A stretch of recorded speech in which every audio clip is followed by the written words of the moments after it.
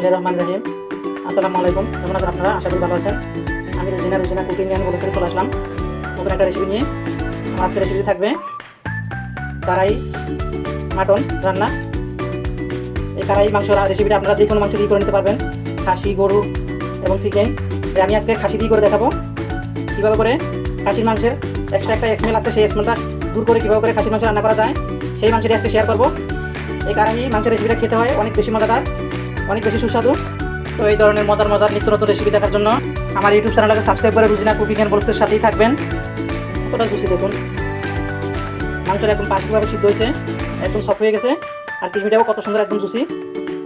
500 টাকা বেলকনটা ক্লিক করে রাখবেন যাতে করে নতুন ভিডিও আপনাদের সাথে সাথে আপনার কাছে পৌঁছে যায়। তো কথা না বাড়িয়ে মূল রেসিপি দেখে নিই কী উপকরণে কীভাবে করে এই কারাই মাংসের রেসিপিটা করা হলো খাসির মাংস দিয়ে। স্কিপ না করে পুরো রেসিপি দেখে নেবেন আশা করবো। এই কারাই মাংসের রেসিপিটা আপনাদের অনেক ভালো লাগবে। দেখেন কতটা জুসি, দেখেন মাংসটা একদম সফটভাবে সিদ্ধ হয়ে গেছে, একদম সফট। চাপ দেওয়ার আগে মানে বলে যাচ্ছে আপনার একটা অবস্থা। দেখেন কারাই মাংস রান্না করার জন্য এখানে আমি মাটন বা খাসির মাংস নিয়ে নিছি। এখানে 1 কেজি 250 গ্রাম অথবা 300 গ্রামের মতোই ধরেন এতটুকু মাংস আছে। এখন আমি মাংসটাকে কীভাবে করে গন্ধ ছাড়াই তারপর খাসির মাংস রান্না করা যায় সেই রেসিপিটি শেয়ার করবো। খাসির মাংস থেকে একটা স্মেল আসে, যেটা মানে কী বলবো, দুধের মতো একটা স্মেল আসে। তো সেই স্মেলটা দূর করেই আমি আজকে মাংসটা রেসিপি রান্না করব। তো যাই হোক, সেজন্য আমি এখানে গরম পানি অ্যাড করব। গরম পানিটা এমনভাবে দিতে হবে মানে একদম অতিরিক্ত গরম হবে না, ফুটানো পানিও না। আবার যে কুসুম গরম পানি যেটা আছে সেটা তো হাত দিলে সহজ হয়, কিন্তু তার থেকে আরেকটু বেশি গরম হবে, মানে কী বল, কুসুম থেকে একটু বেশি গরম, একবার অতিরিক্ত গরম হবে না। দিয়ে দিলাম গরম পানি। এবার করে আমি গরম পানি দিয়ে মাংসটাকে প্রথমে 2 বার ধুবো, তারপরে আবার আরেকবার ধুবো, কারণ এটাকে আমি গরম পানি দিয়ে একটু রেস্টে রেখে দিব। পরে মাংসের সাথে গরম পানিটা দিয়ে একটু সাবধানে ধরবেন। পানিটা যদি একটু বেশি গরম হয় তাহলে কিন্তু হাত পুড়ে যাওয়ার সম্ভাবনা আছে। যাই হোক, একটু পরে ধরবেন 2-1 মিনিট পরে, যাতে গরমটা হালকা হয়। তো আমি এখন এভাবে হাত দিয়ে কষলে প্রথমে 2টা ধোয়া দিব। মাংসটা সেকে নেওয়ার পর আমি আবার গরম পানি দিয়ে দিলাম। প্রথমে একবার ধুইছি, এখন আরেকবার ধুইতেছি। এভাবে করে মাংস ধুয়ে একবার হলো খাসির মাংস খেয়ে দেখবেন। খাসির মাংসের যে স্মেলটা, একদমই পাবেন না। অনেকেই খাসির মাংসের স্মেলের জন্য, মানে এই গ্রানটার জন্য খাসির মাংস খেতে চায় না। তো আমি যে পদ্ধতিতে আজকে দেখাচ্ছি এই পদ্ধতিতে একবার হলো রান্না করে খেয়ে দেখবেন। মাংসগুলোকে 2টা ধোয়া দেওয়ার পরে এখন আমি আবারও সেকে নিছি। এখন আমি যেটা করবো দেখেন, 1 চা চামচের মতো লবণ দিয়ে দিলাম এখানে। এই লবণটা দিয়ে আমি মেখে জাস্ট 7-8 মিনিট রেখে দিব। তারপর আমি আবার গরম পানিতে ধুয়ে নিব সেম প্রসেসে। এই লবণটা দেওয়ার পরে যেটা হবে, মাংসের ভিতরে অনেক সময় ব্লাড জমে থাকে, এই ব্লাডটাও মানে পানি হয়ে যাবে, সেটা বের হয়ে যাবে। আর ভিতরে মাংসের গায়ে লবণটাও মানে ভিতরে প্রবেশ করবে। তো মাংসটা মানে রান্নার পরে লবণটা ঠিক মতো হবে। অনেক সময় দেখেন মাংস রান্না করলে মাংস ফাঁসা থাকে, এভাবে করে লবণ দিয়ে রাখলে মাংসের ভিতরে ভালো করে লবণটা যায়, আর ভিতরে ব্লাড থাকলে সেই ব্লাডটাও বের হয়ে যায় পানি হয়ে। তো সে কারণে গন্ধটা একদম পুরোপুরি চলে যায়। 7-8 মিনিট পরে আমি আবার গরম পানি দিয়ে দিলাম। এই যে এখন দিয়ে আমি রেখে দিব না, এখন আমি ভালো করে কষলে ধুয়ে ফেলবো। দেখেন পানিটা এমন গরম আছে যে ধরা যাচ্ছে না, মানে সরাসরি ধরা যায় না, এমন গরম। 2-1 মিনিট রেখে দিলে তারপর ধরা যাবে। এরকম গরম দিতে হবে, আবার অতিরিক্ত ফুটান্ত পানি দেওয়া যাবে না, কিন্তু তাহলে মাংসটা সিদ্ধ হয়ে যাবে। এই প্রসেস ফলো করে খাসির মাংস বা মাটন রান্না করলে যে খান না সেও এই প্রসেসে বারবার খাবেন, মানে কোনো গন্ধই পাবেন না, কোনো স্মেলও থাকবে না, একদম মানে বুঝতেই পারবেন না যে এটা খাসির মাংস নাকি। আরেকটা কথা, আমি কিন্তু এখানে কোনো হাড় নেই, হাড় ছাড়া মাংস এগুলো। খাসির মাংস একটু চর্বি, তেলের পরিমাণ বেশি থাকে, এটা আমরা সবাই জানি। তো আমি তেলটা যতটুকু পাচ্ছি কমাই নিছি, তারপর নিছি তেল এখানে অনেকটাই নিয়ে নিছি। একদম তেল না থাকলেও ভালো লাগে না। দেখেন এই প্রসেসে দেওয়ার কারণে কীভাবে করে ব্যালাটগুলো বের হয়েছে। আর যেভাবে না দিতাম ব্যালাটটা কিন্তু বের হতো না। লবণ পানি ফালাই দেওয়ার পরে এখন আমি আরও একটা ধোয়া দিয়ে নিচ্ছি। মোট আমি 4টা ধোয়া দিচ্ছি মাংসগুলোকে। মাংস বেশি ধুতে হয় না। তারপর খাসির মাংস যেহেতু সেজন্য 4টা ধোয়া দিলাম, 4-5টা ধোয়া দিলে যথেষ্ট। গরু মাংস হলে তো 3টা দিলেই হয়ে যায়, গরু অথবা চিকেন। তো খাসির মাংস থেকে আমি সেই জন্য 4টা দিলাম। আপনারা 4-5টা দিতে পারবেন, এর বেশি দিয়ে না, তাহলে কিন্তু মাংসের স্বাদটা চলে যায়। মাংসগুলোকে আমি সেকে কিন্তু একটা চালনির ভিতরে নিয়েছি, পানিটা ভালো করে ধরা নিতে হবে।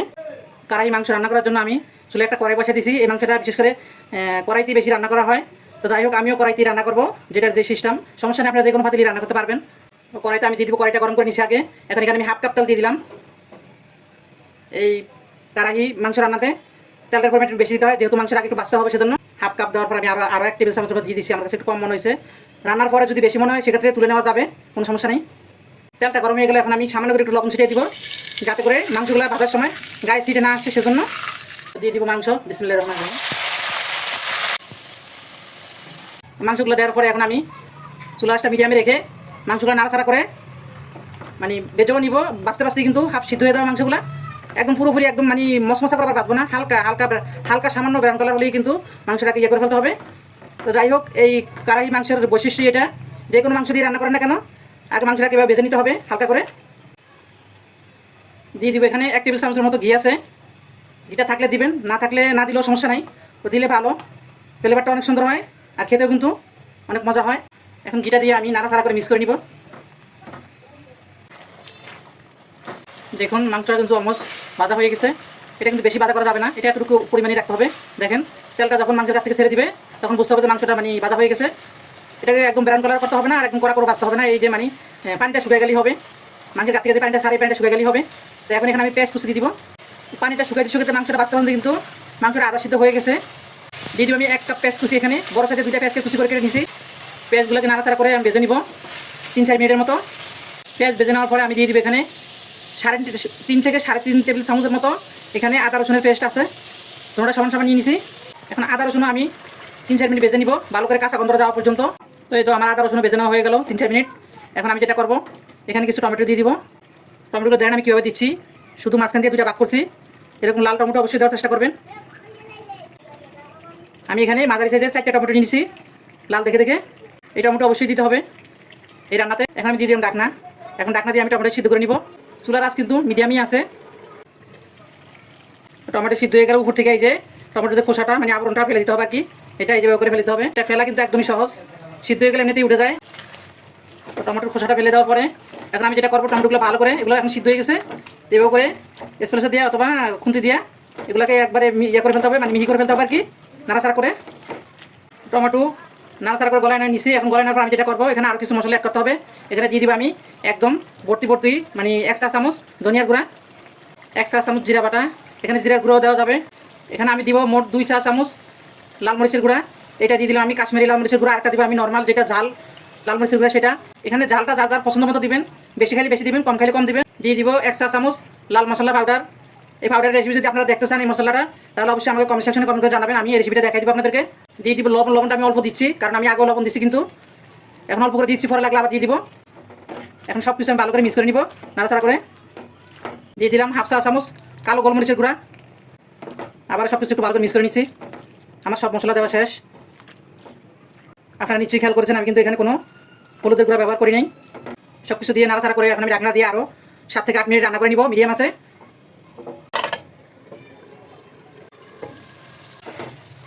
এই তো 6-7 মিনিট আমি রান্না করে নিলাম। এখন আমি নাড়াচাড়া করে ভালো করে, তারপর এখানে আমি দিয়ে দিব এখন সামান্য কিছু কাঁচামরিচ কুচি আর টক দই দিয়ে দিব। আমি এখন 2টা কাঁচামরিচ আমি কুচি করে কেটে নিলাম।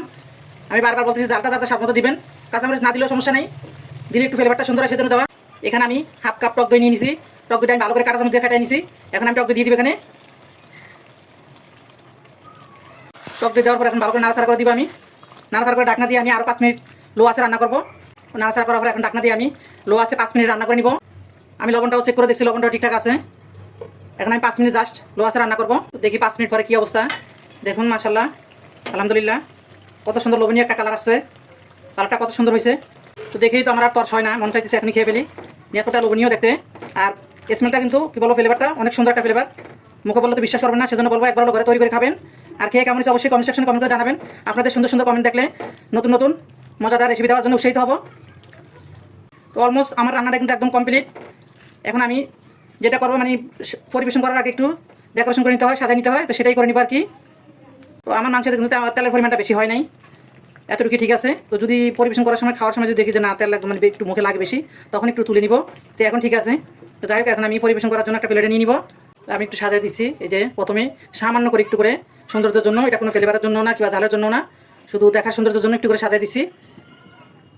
সামান্য করে একটু করে ধনিয়া পাতা দিয়ে দিচ্ছি ছিঁড়ে, যাতে করে ফ্লেভারটা একটু সুন্দর হয় আর দেখতেও ভালো লাগে সেজন্য। এই মজাদার কারাহি মাংসের রেসিপিটা আপনাদের কাছে কেমন লাগলো? যদি ভালো লাগে থাকে ভিডিওতে লাইক দিয়ে দিবেন আর বেশি বেশি শেয়ার দিয়ে আপনার কাছে দেখার সুযোগ করে দিবেন। তো যারা এতক্ষণ সময় দিয়ে রেসিপিটা দেখলেন তাদেরকে অসংখ্য ধন্যবাদ।